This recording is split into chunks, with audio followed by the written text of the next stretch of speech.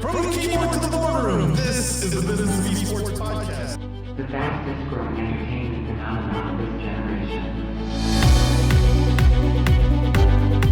I, Prophet of Esports, joined today by my friend and co-host William Collis. Yeah, we got the book of Esports out. It's a big deal. So everyone knows me as the Prophet and William as the Professor.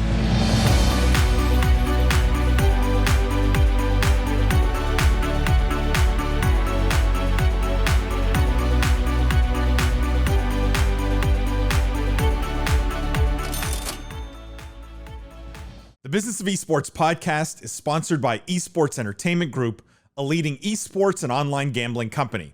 For more information, go check them out at esportsentertainmentgroup.com. From the keyboard to the boardroom, this is the Business of Esports podcast. I am Paul Dewalibi. I'm joined today by my friends and co-hosts, William Collis, Jimmy Barada. For those of you who are new to the podcast, welcome to the official podcast of esports. What we do here is we cover the most pressing gaming and esports topics and news of the week, but we look at all of it through a business and C-suite lens. We dissect, we analyze the business implications of everything happening in this industry.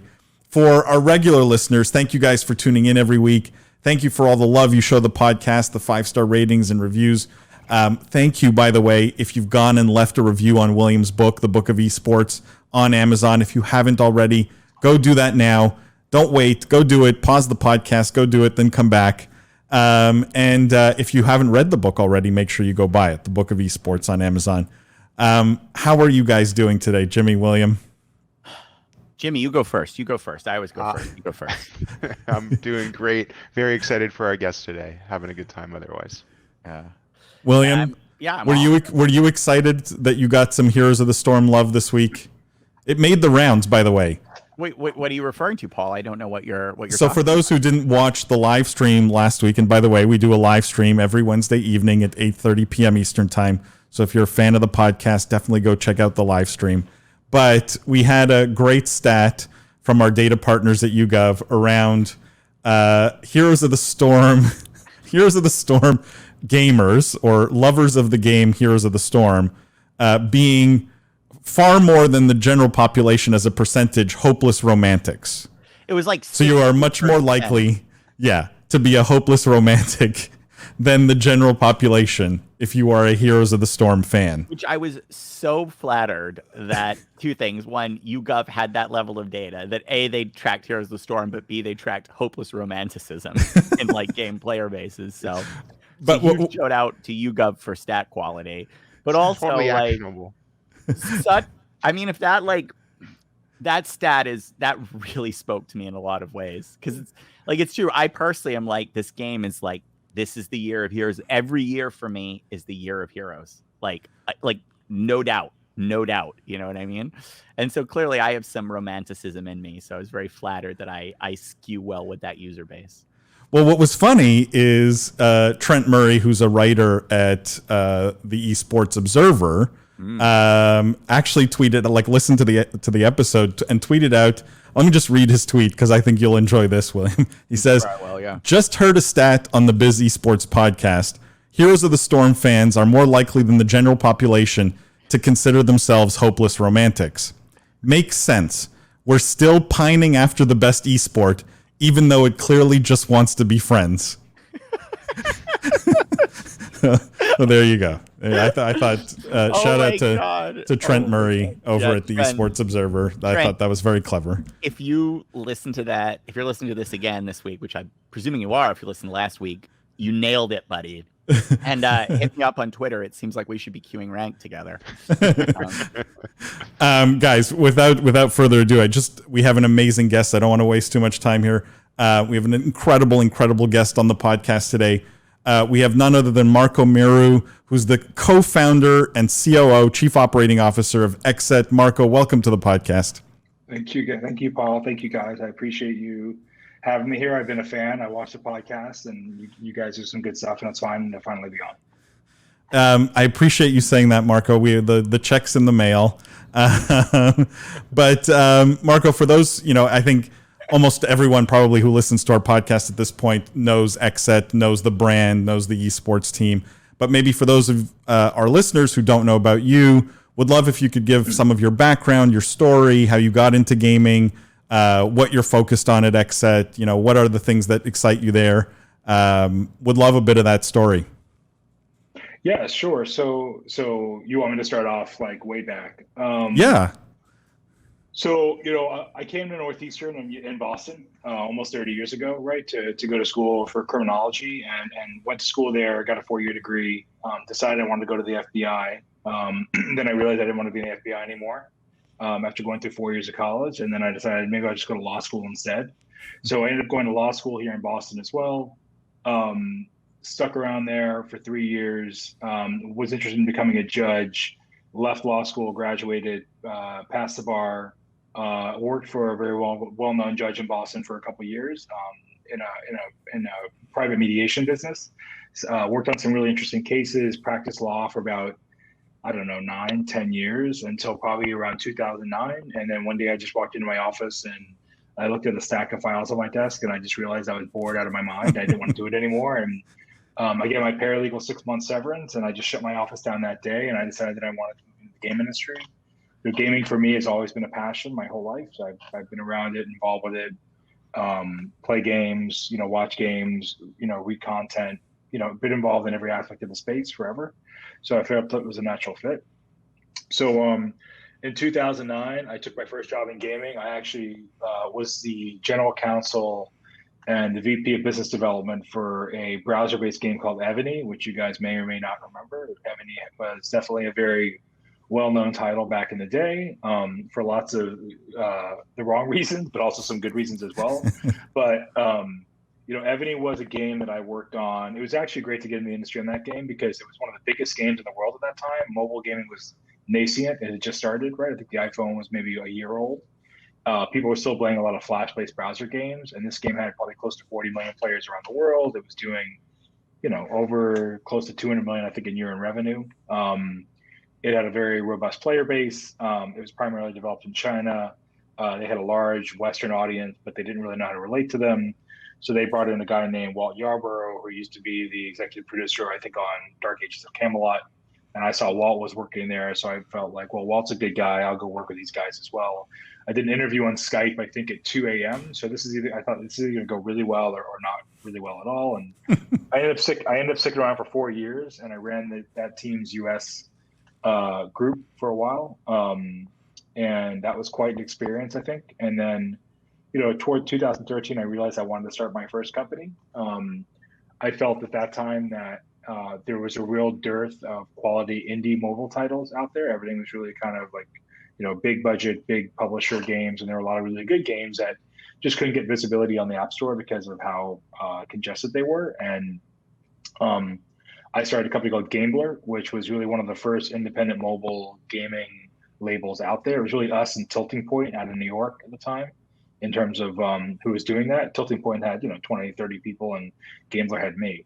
But it was still a good experience. I got to work with amazing game developers, really, really talented people. We published 8 games in 2 years. I think we got 7 featured by Apple. 2 of them were editor's choices. We enabled I think a lot of these smaller independent games to do a lot better than they would have done, without working together. And that was a real value add, I think, for me and for the industry. It was not a venture class business, but it was a profitable business, publishing titles. But I felt that after getting 7 games featured, I should probably cut my luck at that point, because I think the odds of getting 7 out of 8 games featured in the App Store at that time were like over 1 billion to 1. It was crazy. So after like a 7-game run, we're like, okay, I'm gonna look at doing something else. So what ended up happening was we were publishing titles, and I got tired of writing checks to Facebook and Google, because really that was one way to do user acquisition back in 2014, 2015. And what I thought about at that time was, I said, hey, what if we go and work with big YouTubers and offer to, if they like the game, to make a sponsored video about the game. I'll give them a download to link. And then for every download, we'll pay them per install, like traditional, performance-based mobile user acquisition. But instead of using Facebook and Google ads, we were working with YouTubers. And the first game, I think the second game we did was Angry Birds 2, and it completely blew up. We had YouTubers making $30,000 in a weekend, $160 CPMs overnight. And, we very quickly, I had an investor say, we'll put some more money to that if you want to focus on that instead of publishing games. So I did that. I started Rooster. We built, I think at the time, one of the first two-sided marketplaces for mobile game publishers to do direct deals with YouTube influencers on performance-based marketing campaigns. We filled the store up with every great mobile publisher in the business back in 2015, from Zynga to EA to Machine Zone to EA to Sega. I mean, you name it, they were all on there with offers. And we had some of the biggest YouTubers out there now, like Sniper Wolf and Nick at Night and Mold and even Chief Pat, who owns Strike Gaming now. They were all content creators like on Rooster that could go and get deals themselves. MCNs hated us because we allowed YouTubers to make money without having to work with an MCN. That we really kind of diluted their value, which was fine with me because it was great to see us. I can't tell you how many emails I used to get from people telling us, we actually allowed them to make more money than the $3 CPM they were getting on YouTube. They were actually able to make enough money they could quit their day job and they could become a full-time content creator because the deals they were doing on Rooster. So that went really well. It scaled very quickly. I ended up selling it to a company called Sharpboost in 2016. And after about 8 months of running it, and Sharpboost was a mobile publishing company at the time, sold it to them, ran it for them as a business unit for about a year. Got bored, in the big company kind of culture and decided to leave. After I left, I took some time to look at the space and the market. I started a company called eStars, which was right around the same time Will was doing Gamer Sensei here in Boston. And we really felt there was going to be a big market for coaching and a coaching platform, and kind of building a masterclass for esports, if you will. And we built the whole platform out. We got great players from different teams to come in and make tutorial videos. And after about 2 weeks, I looked at it and we were making some money. But after about 2 weeks, I looked at it and realized, well, I don't think there's anything better here that I'm doing that you can get for free on YouTube. And, it was clear to me that gamers wanted more social focused content than they did necessarily tutorial videos. So I pivoted that company literally overnight into a company called Framerate. And Framerate became really the house of highlights, or the overtime, if you will, for esports and gaming, right? We were putting short form highlights and content on social video platforms like Instagram, IGTV, TikTok, where a lot of younger people wanted to watch that content. And we really, I think, demonstrated that it wasn't just about YouTube and Twitch. It was really about all of these platforms where gamers wanted to watch this type of content. There's a real appetite for it. And then what we started to do is we actually built out a model where gamers could take their highlights and actually sell them to a brand to use as an ad unit, right? So no one had ever been able to make money with their highlights before, but now we created a mechanism where brands could use a highlight as a sponsorship video on our network. And again, that worked very, very well. We grew a huge audience very, very quickly. I think we went from 0 to 50 million views a month in like just over a year, from scratch. Grew that brand and that content platform very quickly. And then I ended up selling that company to Super League Gaming in 2019. And they bought Framerate as a property, went over to SLG as an SVP, and also the GM of Framerate to help kind of grow that business unit, but also work with them on their greater business strategy for their content. Spent about a year there. Very nice people, good company. But I quickly realized that what I really wanted to do was to kind of pivot full time into esports and really kind of pursue what for me was really always a lifelong dream, was to own an organization and a team. It started out probably early 2020 or late 2019, even when I was probably early 2020. I was looking at acquiring a team. There's actually a team I was looking at purchasing. I put an ownership group together to acquire the team. At the last minute, the deal did not go through because there was some craziness on the seller side, I guess you could say. And they ended up not taking our offer, which is a better offer than the other offers they got. But because apparently it was an hour later than they wanted to wait. And we ended up not buying that team. And that team ended up actually cutting all of their existing players at that time, including several stars, and starting from scratch. So I stepped back from that. We were right at the finish line and then we didn't do it. And I stepped back from that and I thought, well, I built 3 companies. I know several people that are in this space that are talented as well. Why don't we look at starting our own company from scratch and building a brand and an organization from scratch? Because what I really felt like at the time was everything in esports kind of feels very Southern California cookie cutter, if you will. It's all very like it looks and feels very identical. It's all LA based look and feel, the audience, and gaming is a much more diverse, much more inclusive, much more global industry now than it was even 3, 4, 5, 10 years ago. It's like a whole different space than it was 10 years ago. It's much younger, much more diverse, much more social, much more engaged, much more cultural than it used to be.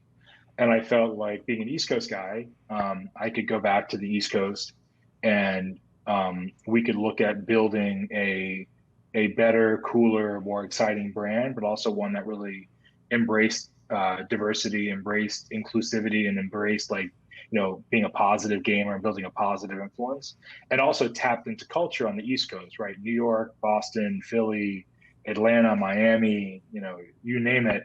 There's a ton of culture over here on the East Coast, and people over here play games too, right? So, we really recognized that we could, we thought we could do that, and that's when I really approached, Greg Selko, who was, I've known Greg for over 25 years. We're both Boston-based guys.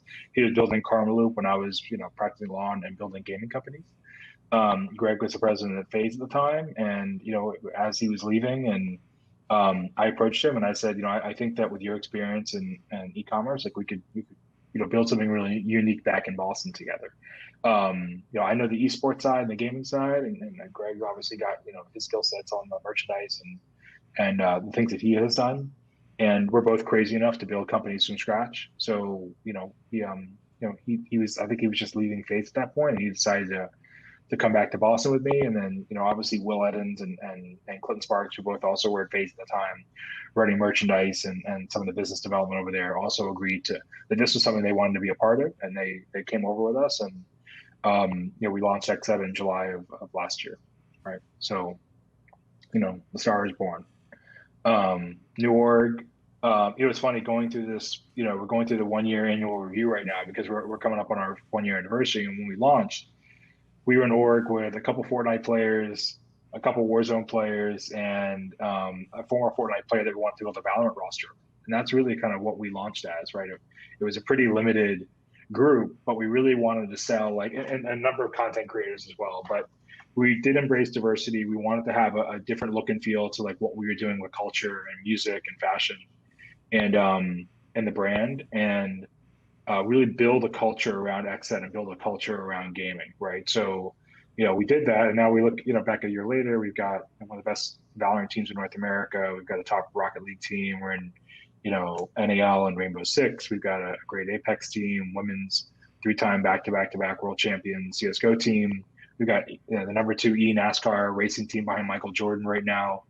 We still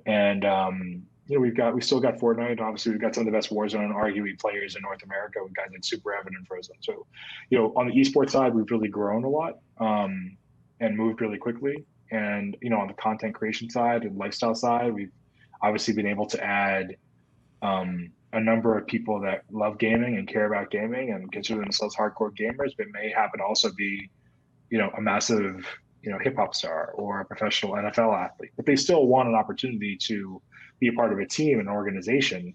So they look at XSET and what we stand for as a chance to be able to do that, right? So we've been able to bring in guys like Sway Lee, guys like Ozuna, guys like Kyle Van Noy and Adrian Colbert, U.S. Olympian athletes like Menestes, who's a skateboarder, Stephen Tomlinson, who's a rugby player. We've got a NASCAR driver and Anthony Alfredo. We've got just, really, really good people, which is really honestly the string that binds everybody in XSET. Is really we always look for really high quality individuals and people first, and then we try to build around them. It's not all about social numbers. It's not all about what audience they had 2 years ago in Fortnite. It doesn't really matter. I mean, what matters is betting on people that we think we can build an organization and a culture around. So here we are a year later. the first year has been terrific for us. We've been really enjoying it. And, we think year 2 is going to be even more special given some of the stuff that we're working on right now. Marco, there's just so much to unpack there. I have about 1,000 questions just around different stages of your career, and like so much of it touches also on like recurring themes on the podcast. But let me start off by asking you, where do you put XSET on let me call this the esports team or esports org spectrum, right? Where at one end you might have pure like hoodie org.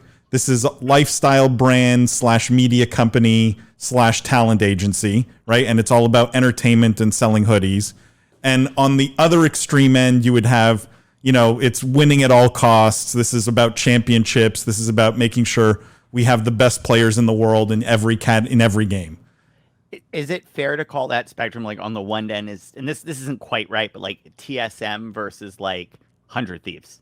Is that maybe a fair way to think about your spectrum anchors, Paul? Or or maybe even a phase instead of because TSM right. has won a few things, I think. But like, Marco, where does XSET sort of fit on that spectrum, or do you reject my spectrum here?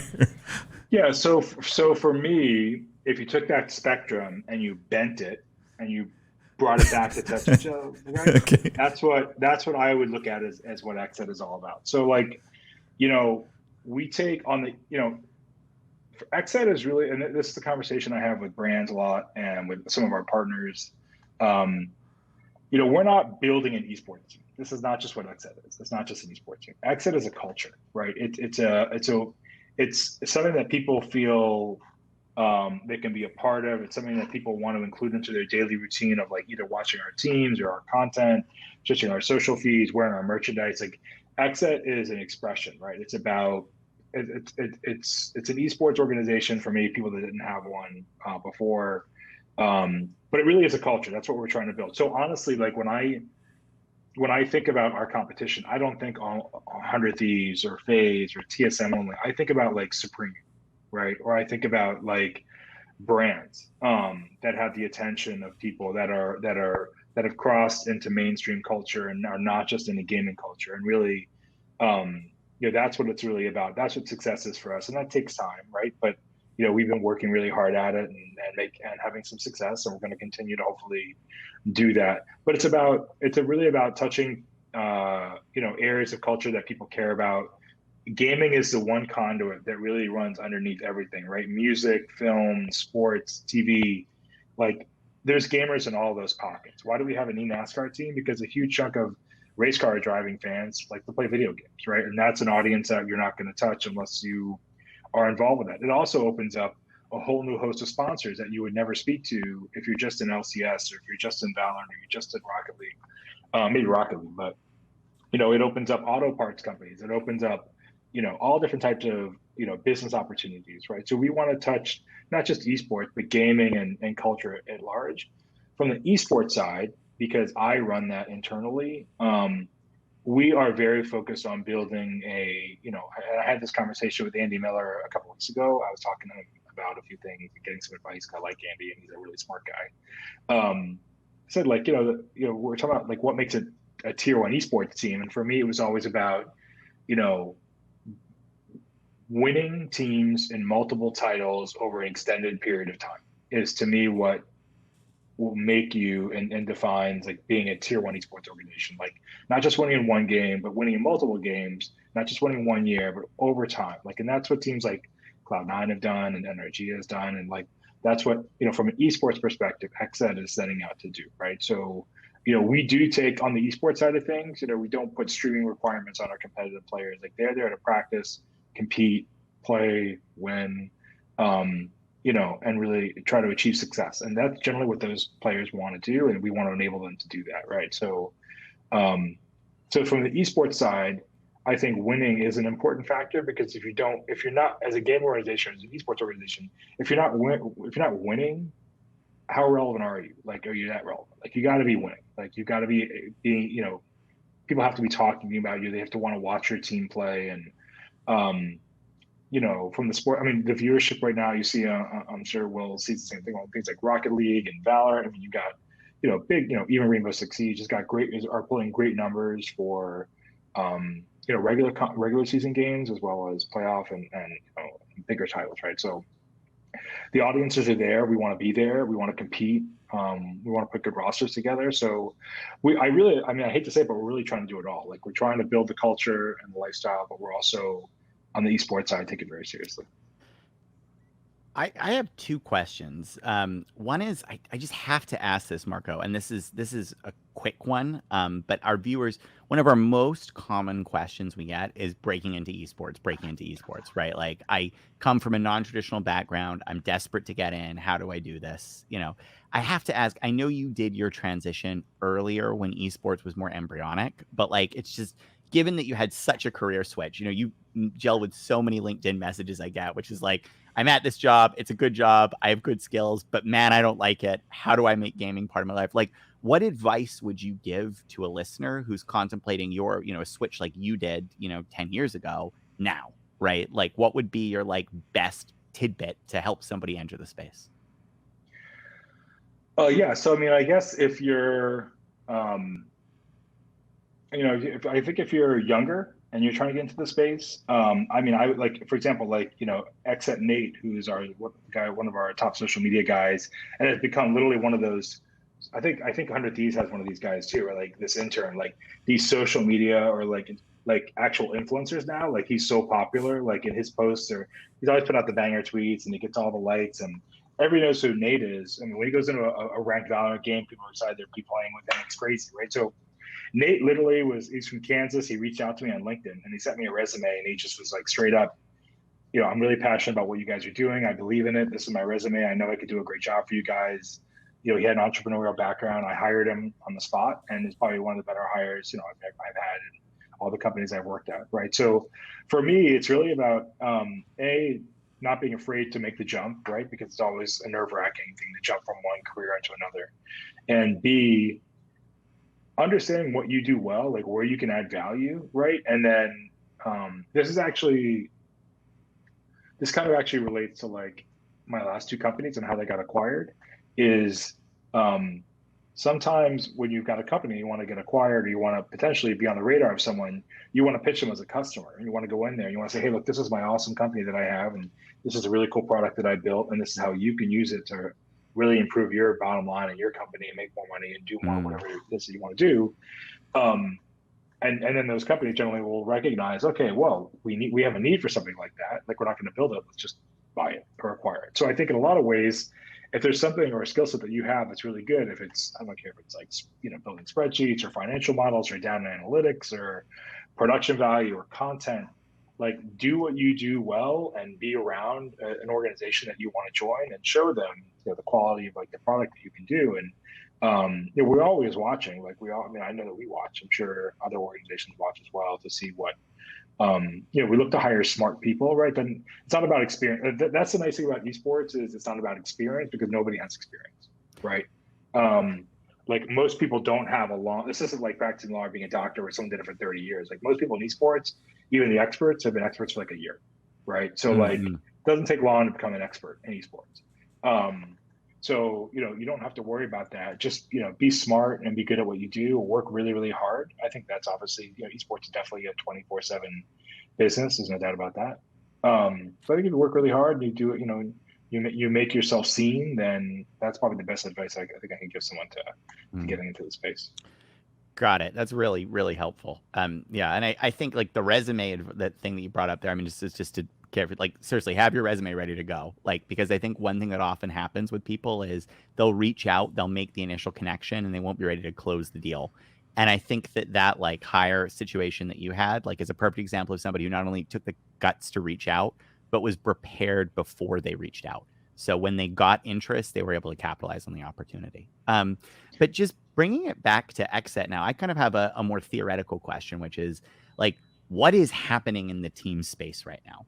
And I think it's really interesting because if you look back a couple of years, it looked like the team space was really calcifying, right?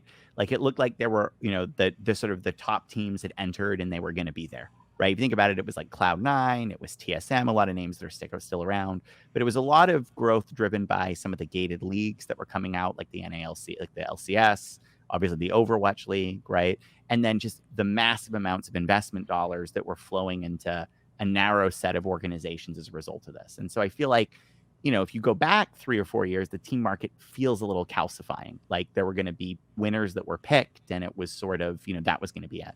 But in fact, what we've seen is, I think, sort of this growth of real like second wave esports teams that are coming out in the wake of the first big venture capital dumps. And I'd kind of put XSET, along with a bunch of other orgs like OXG that's, near and dear to my heart in that same wave, right? Capitalizing on this opportunity in the market to still build a viable competitive organization based on how the market has evolved and some of the opportunities that have popped up in there. And my question is, do you sort of agree with that characterization that we're in a second wave of esports teams right now? And if so, like, how would you articulate the market conditions that are letting second wave organizations come in?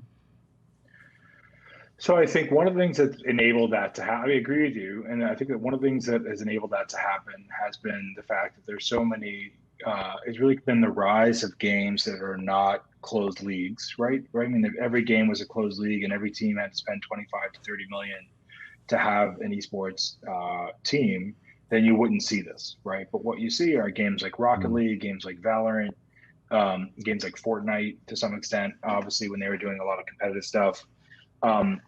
Games like Warzone, even, which is not super, buried under the CDL right now.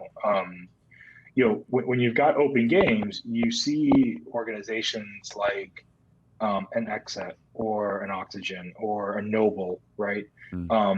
That are smaller orgs, but do a really good job in recruiting and identifying talent and players and running these teams, and then going in there and beating some of these bigger teams, and then making a name for themselves. And you have to pay attention to them. I do think what you also see though is, there's a whole swath of, new esports teams out there. A third of them will probably not be here in a year. A third of them, will end up having some type of meltdown or fallout or financial problem. And it's obviously still a space that you have to understand how to make money in it. And then, a few of the teams will elevate themselves and, become more consistent, reputable organizations over time. And that's what will happen. Right. So, but yeah, I mean, I think it's good, but at the same time, you also want to make sure the people that you're getting involved with are professional and they're running, a good organization and they take care of their players. Marco, a lot of your background and success that you had initially in the industry was around mobile. How do you think about mobile esports at XSET? Is this an area you're like super excited about? Is it, where do you fall on that one? I want to be excited about it. The problem, sounds like there's a but there. Yeah, I mean, the problem with mobile, look, Valorant mobile may change all of our minds. Probably, I don't know, we'll see. But I think the problem with mobile gaming in general is just that, when you think of competitive mobile games, people still think about Clash of Clans, right? Clash of Clans is how old, right? There's not a ton of innovation in mobile right now in mobile gaming. You're seeing some ports from successful PC titles and MOBA type titles over to mobile. But right now we're in PUBG Mobile, and that's really the only mobile title that we are in. We were in Call of Duty Mobile previously, and we got out of it because I just didn't feel like it was organized enough. It might need a little bit more time to bake in the oven before it's worth doing. There's a few other titles I know, like TFT and a few other games that people are really high on, but there's a cost benefit analysis to all this type of stuff, and you really have to decide, like, it's not even just about can we afford to be in another game. It's, how many games do we want to be in? We really want to focus on the titles that matter for us and that are important to us. And right now there's not, currently, I don't think a mobile title that I feel like is a must-have to be in for us. I'd like to see it pick up. It's obviously huge and all over the world. And no disputing that mobile gaming is only getting bigger and it's going to continue to be a really important space. I think it's just about somebody building the right game for mobile that really kind of drives that level of competitive excitement, right? Maybe it's Pokemon Go, I don't know, but it really depends on the game itself.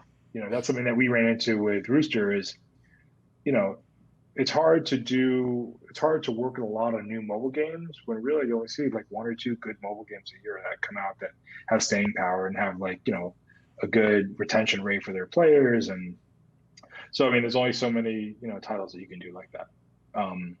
So we'll see. If you were to ask me, do I think it'll happen or not happen? I definitely think there's definitely a space for mobile esports. I think it's just about figuring out, which game that is and what that player base is going to look like.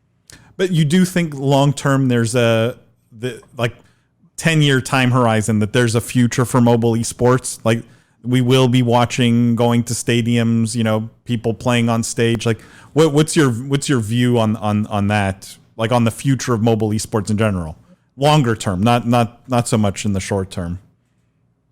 Yeah, I mean, I think you'd have to be crazy to say I don't think it's going to continue to grow because it's growing, rapidly, right? So I mean, you can't deny the growth of mobile games. It's a phenomenon. I think, is it going to be a bunch of people sitting in a stadium playing on their mobile devices? Probably not. Is it going to be a bunch of people playing from home, like an HQ Trivia or something like on those lines, but from a more gaming focused experience? More likely, right?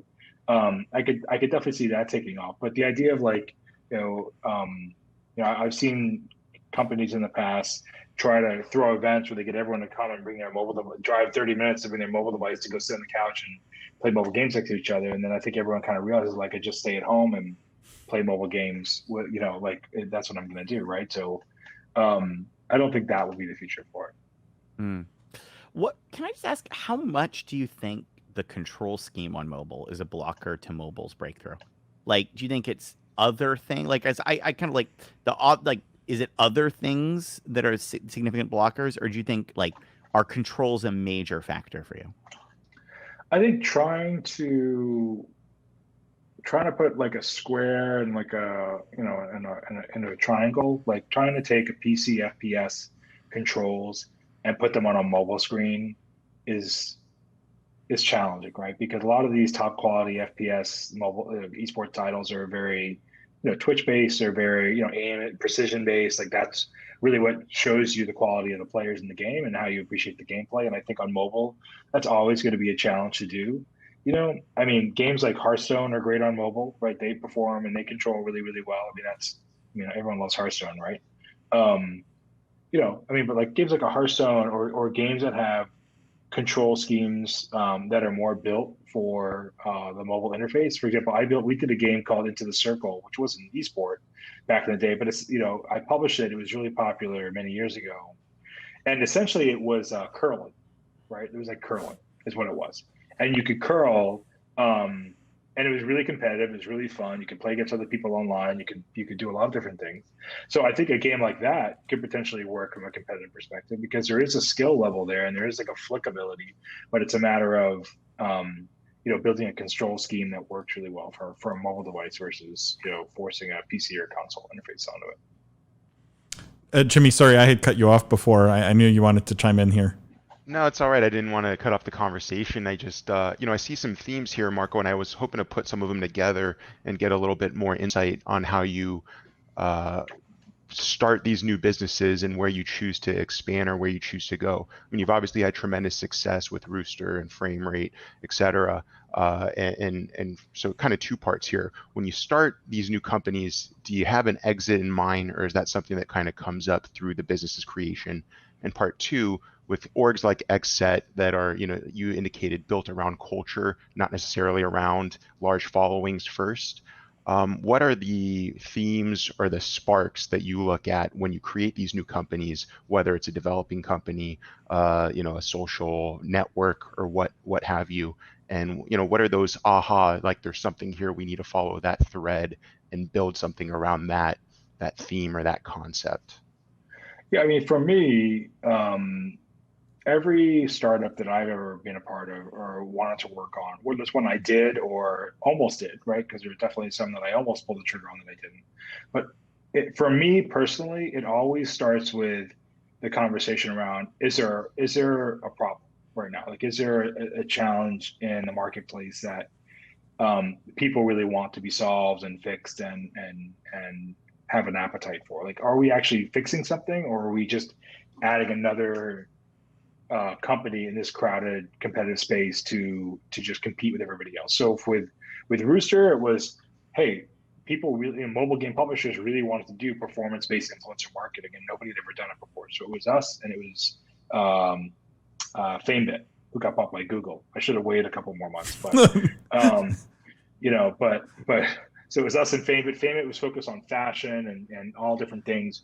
I did only gaming on Rooster. It was only gaming offers. It was only gaming influencers. I felt like there was enough audience and enough business in mobile gaming at that time to just do gaming only exclusively, right? But that was a problem that we solved with Rooster, and it was, you had product market fit hit you right in the face as soon as we launched. And then with Framerate, it was people wanting to consume content on those social networks and watch highlights and gameplay on Instagram and TikTok, and for brands to be able to reach gamers in a way that made sense to them, right? Like that was the problem we were solving there. And with XSET, we just felt like there was a massive audience and a huge group of people that were really not being appealed to, did not have a team to identify with, were not relatable to a lot of the good organizations that are out there, but just that were looking for something different. And we thought that, we were crazy enough and passionate enough about a lot of this stuff, because we are, to build it, right? So that's really kind of what I've always gone about.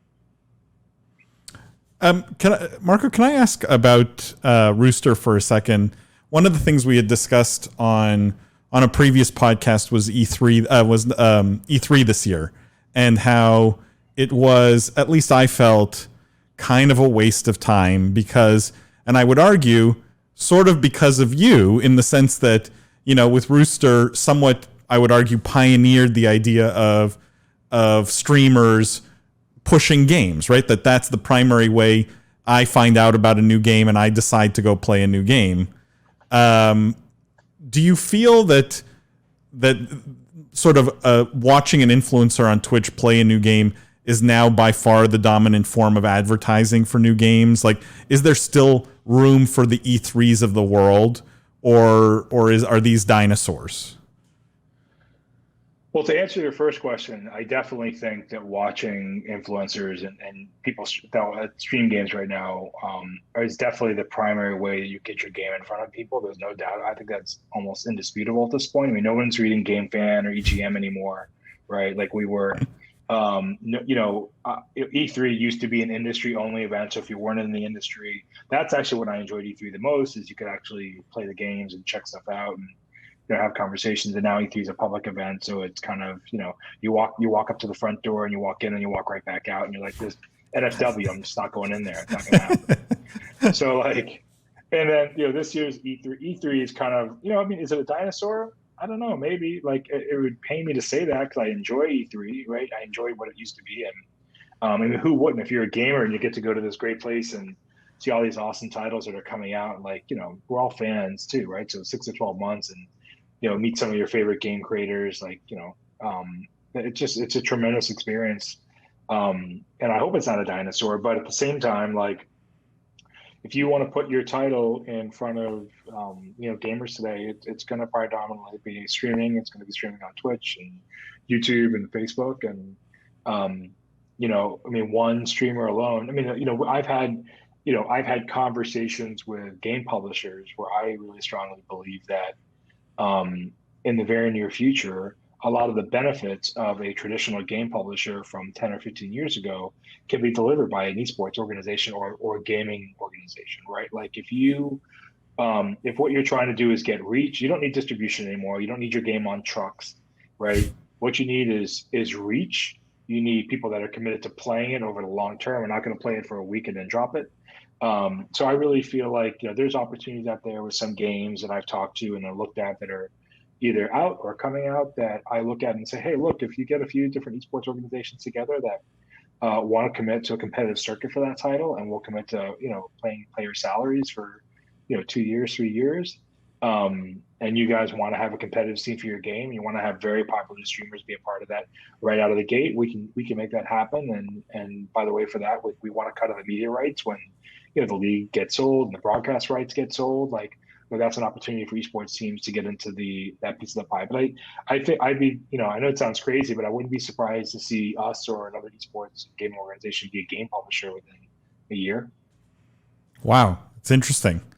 Publishers may not be happy to hear that because MCNs weren't either. Well, but they depend on you today, right? I don't think they realize how dependent they are on the influencers pushing their games. William, sorry, you were going to say something. It's fascinating because there is a weird thing happening with the publisher role in the industry. Like it used to be publishers and developers were very clearly bifurcated, right? Now, like, yeah, I think to the casual, like, gamer, the difference between a publisher and a developer is just non-existent because so many developers own so many publishers because of the vertical integration that we've gone through. It's interesting because sort of the thesis there is so much of the value has migrated into development, and the marketing value of a traditional publisher and the orgs that have been laid out, the features, like the organizational functions that are laid out there, have decayed because really those were all about, you know, as you said, classic commercial distribution relationships and reach. And now there are only 3 commercial relationships you need, and anyone can get them. Steam, Epic, like literally, like you can get, like anyone can be on it, so you're good there. It's only the eyeballs that matter. And so really, you're just looking for an outsourced marketing function. And in that case, why do you need a whole publisher stack of features and functionality when the question should just be, who gives me the best CPM, right? Or whatever marketing metric I want here. That's really fascinating. Yeah. Guys, I don't know, Jimmy or William, if you have any last questions. I have one last one before we go on to news, but do you guys have any last questions? Go for it. Jimmy, you had something? Let's go for it. This would spark another 20-minute debate. So now I'm kind of curious. what was it? Yeah. I mean, we're talking about influencers, right? And promoting games like Apex for a month nonstop. And I was just curious what trends Marco saw, not just on the influencer side of things, but on the org side of things, on how these companies and these talent and the talent are finding basically non-conventional ways to monetize, right? To find these new revenue streams, which seems to be the open-ended question that each org or each individual is answering, for themselves in a slightly different manner. So, however much time we want to dedicate to that, but I'm very interested in Marco's take, having experience again on both sides of the coin there. Yeah. So I mean, like just using Apex as an example, right? So when Apex came out, obviously, I love the approach from EA at that point. Dropped it on the day they announced it, put it out. Former Respawn developers, good game. Everyone gaga for it. They threw out a bunch of cash to get people to stream it. I think it was like a week before the earnings call, right before the earnings call, like it all is like gravy, right?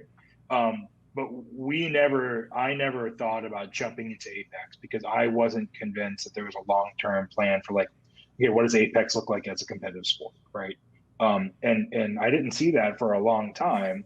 And it wasn't until very recently, I think even the last couple months, that we started to look at Apex and said, look, it never lost its Twitch viewership a little bit, but it came back pretty strong.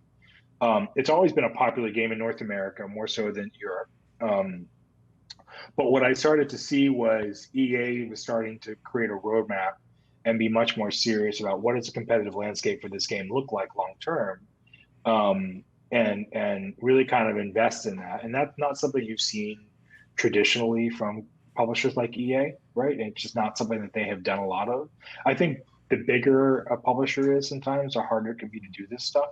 I think when they're a little, not smaller per se, but you have to move quickly on these things and be able to make decisions on them and not have too many people involved. So when we started to see EA building a really good roadmap for where Apex is now and what we just went through with ALGS and where Apex is going in the future, which is awesome. It's really, really cool. That's when we said, okay, let's go out and find a team right now, make sure that it makes financial sense for us as an organization, which it did. And we got into Pro Apex. Right now we have a Pro Apex team that just competed in ALGS, and we'll be competing in the formats that are going to be coming up in the future, right? So I think that it's not enough for us to make a business decision based off of a big streaming launch to get into a game, right? But it definitely works for the publishers, I think, to have. But you need to you've got to extend that burst out. I mean, doing a burst for a month is never going to create a sustainable product long term if the game is not good, right? I mean, ultimately at the end of the day, the game always has to be good, otherwise it's not going to work. So if the game is good and people want to continue to play it, then then you have potentially you have something.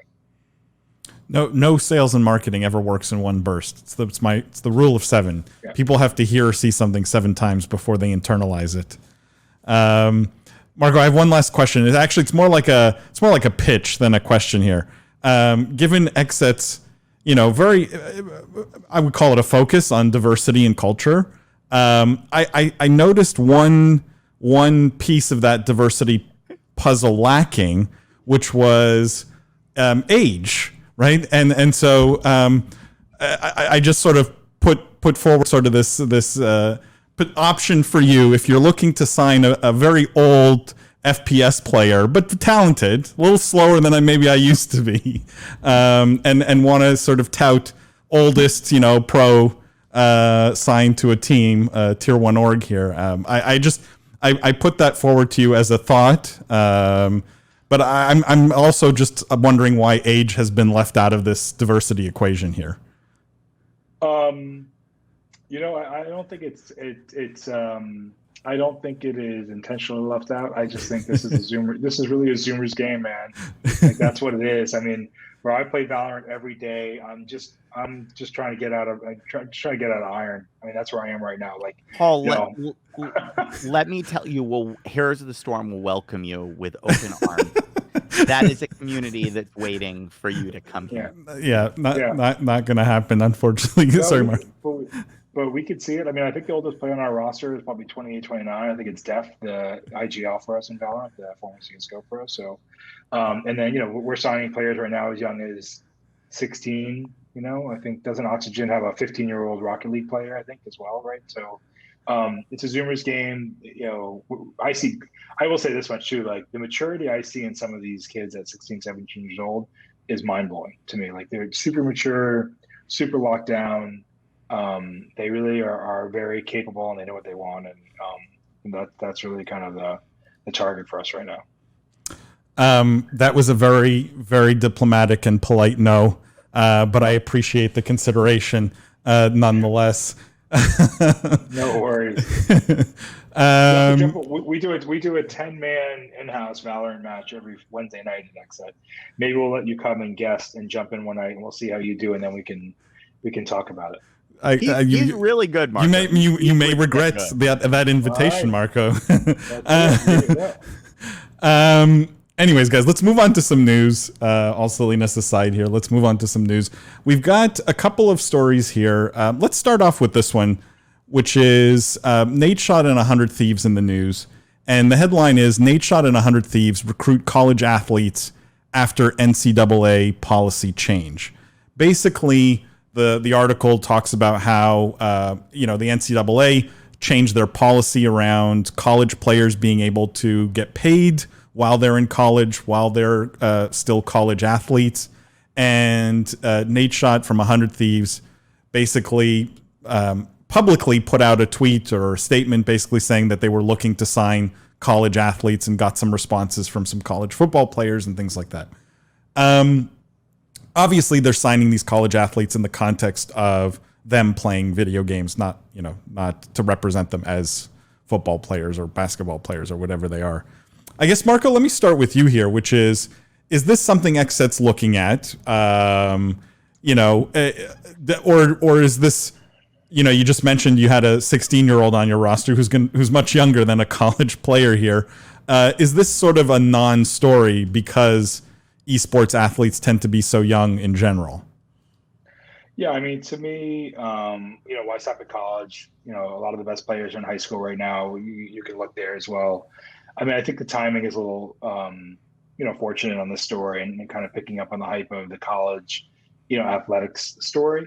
There's a lot of college gamers out there, but honestly, we don't really differentiate between college or high school. We just look at who are the best players, who are the big audiences, who are growing the fast, who are the most fun to watch, who make the best content, or who are the most competitive, and we just go and want to work with those guys, right? And then from the personality side of it, I mean, I know it's always fun to have a star, but look, a lot of these high school athletes have hundreds of thousands, if not millions, of followers. They're on platforms like Overtime and House of Highlights and Frame Rate. So there's no real reason to just differentiate college from high school to me. I just want to get the best people.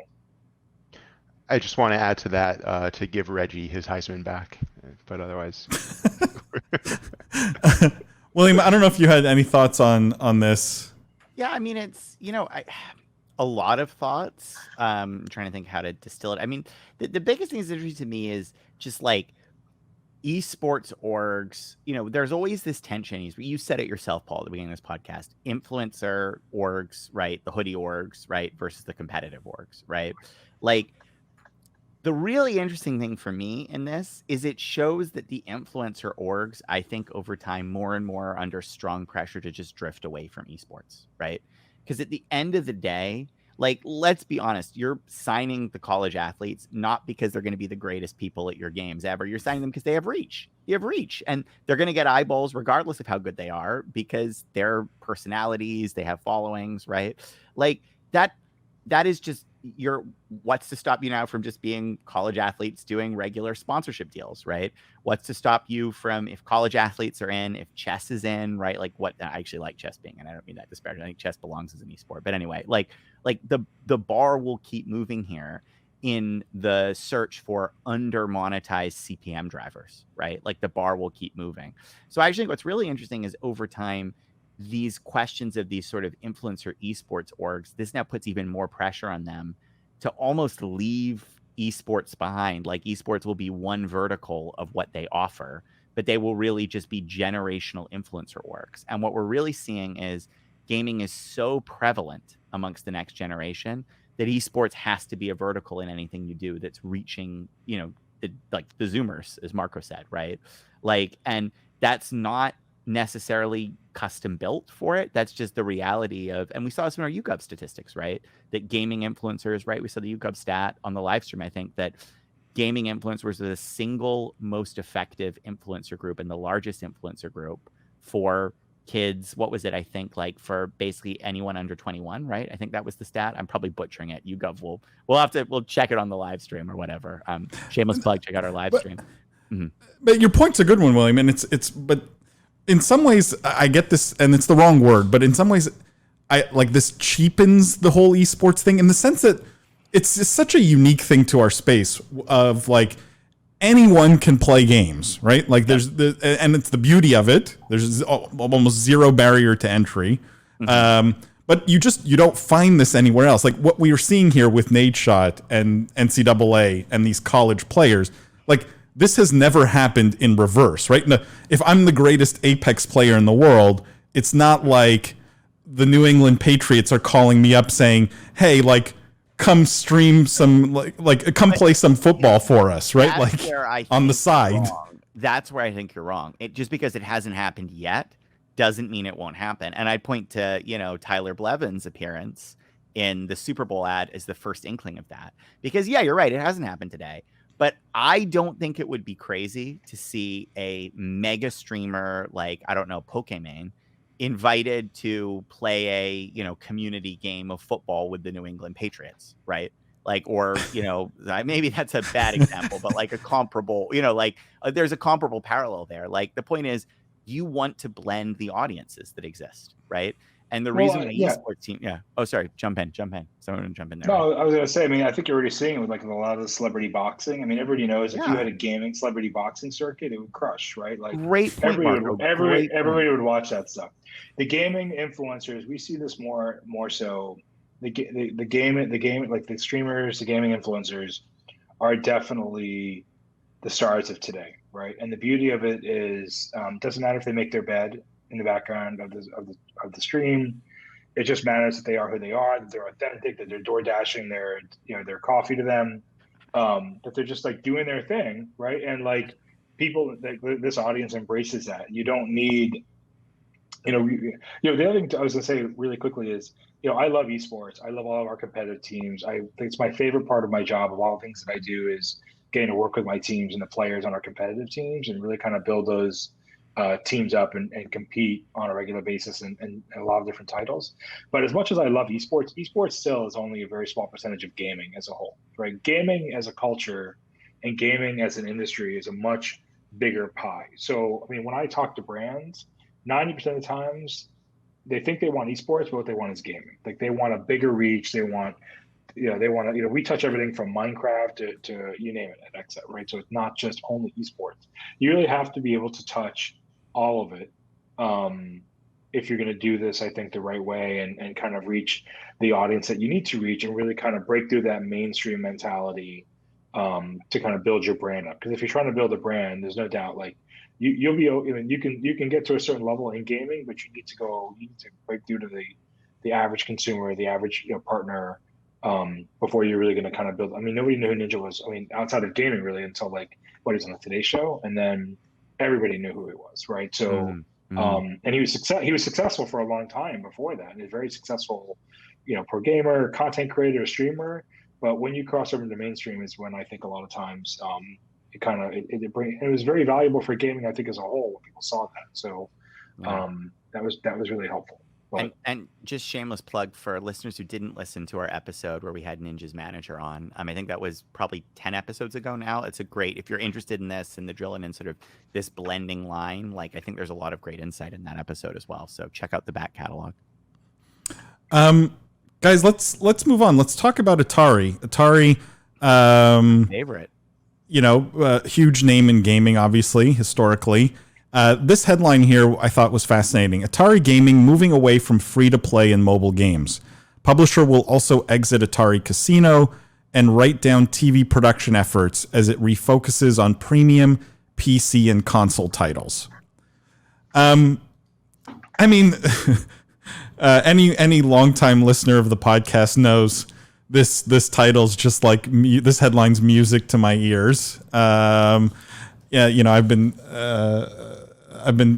happy to see this. I guess question for you and Marco, again, happy to start with you here. What do you think of Atari here, arguably going against the current, right? Against the trends where, maybe a couple weeks ago, Ubisoft was saying they wanted to do more free to play. Everyone seems to be doing more free to play. Everyone seems to be doing more mobile. Why do you think Atari's making this move? And do you think this is doomed to fail? Is it genius? Curious where you fall on this. Obviously Atari, much like you, Paul, being an older guy, it's a brand near and dear to my heart. I grew up on Atari. I love Atari. Very fond memories of Atari. I haven't actually seen them do anything though in a long time. I've seen them talk about doing things. I think in a lot of ways this is, a brand of a company that's trying to find a message that they feel is resonating and people are giving a good response to. But I haven't seen them put out a new console yet. I haven't seen them do a PC game yet. I'm not sure really where it's going to go or what will happen with Atari. Like I'm not holding my breath, but it'd be great to see them bounce back. I definitely think, if the question is PC a viable platform to develop for, I would think 100% yes. Like PC is a great platform to develop for as a game. And you don't have to just make a free-to-play mobile game if you want to be successful in gaming. Absolutely not. Mm-hmm. I'd say that's almost a harder, significantly harder road to hoe than it would be to build a quality title on PC right now that people find value in. Is that just because of how crowded the mobile and free-to-play space has become, Marco? Is it purely just that, or? It's crowded. User acquisition is incredibly expensive. With the new changes to tracking on mobile devices, mobile advertising is in the toilet. It's really hard to target. I can't imagine trying to market a mobile game right now. It would be, near impossible unless you're already a really, really established brand that has, tens or hundreds of millions of users that you can push into a new game when you put it out. But at this point, I can't imagine trying to start a new original IP on mobile from scratch. Jimmy, William, curious what you guys think of this. Well, Marco said it very well. This is one I think we all want to win. I think we would all love Atari to be a major name because there's so much nostalgia here. Let's just be honest, right? And I think that's probably part of what is guiding this move here is the nostalgia probably doesn't activate very well on a mobile platform where you have a relatively younger user base that maybe doesn't remember the Jaguar, #bring back Atari Jaguar, come on. Right. So I think it's also a business, as Marco points out, that looks like it's fishing around to find its purpose. and they probably took a look at the assets they had and said, well, clearly whatever they're doing in mobile wasn't working. I think that's probably a bad sign when you see many other publishers plowing so much cash into mobile, right? In the mobile acquisition state, it looks like mobile is becoming an important complement strategy to a traditional PC console publishing business, not a sideline, right? So it's not good news for them there. But if you looked at the assets, and if I were in their position and say we have great heritage brands, we're not doing so well in mobile, clearly, like with the spend, it's a chaotic space right now. Where can we best activate this? It's going back to PC, and I wish them the best of luck with it. And I hope they get a hit, because I would love to be playing a AAA Atari title, and I'd love to be putting them in a conversation alongside like an Ubisoft or an Activision Blizzard, because the name has that pedigree, but it hasn't been on that road, and it hasn't had that sort of relevance, for a long time. Guys, that's just such a great way to wrap up this week's podcast. Marco, for people who want to find you, if you want to be found or follow you, where can people find you or follow you? Yeah, so if somebody for some ungodly reason wants to follow me or find me, this boomer, you can find me on Twitter at XSETResin, and on Instagram I'm at MFMEREU, or obviously go to xset.com, or follow any of our teams. Are probably a lot more interesting than I am. But yeah, for sure, and I'm on LinkedIn as well. If anybody watching this ever wants to reach out and has follow-up questions or wants to ask me something, I'm always happy to help. People try to break into the industry and give them some advice. People have been very nice to me in my past, both in the gaming industry and in esports in general. So I always want to kind of pass that along whenever I can. Marco, I hope many of our listeners take you up on that, because there are very few people who have had the kind of success you've had in the industry. So congratulations on that.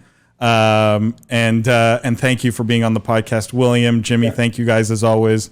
For all of our listeners, don't forget just a couple of things. Make sure to check out our live stream every Wednesday evening, 8:30 p.m. Eastern time. It's a lot of fun. It's all the stuff we don't get to on the podcast, but it's interactive, and we answer your questions, and we get to, you get to challenge us. It really is a lot of fun. Highly recommend you guys checking it out. It's everywhere where you find our content, basically. Also, make sure to follow us on YouTube, Instagram, TikTok. Basically, we're on every social. It's all at Biz Esports or Business of Esports. And if you haven't already, go leave a review on William's book, The Book of Esports, on Amazon. And if you haven't read it yet, go buy it. Go check it out. It's a really incredible read. Highly recommended. The Book of Esports on Amazon.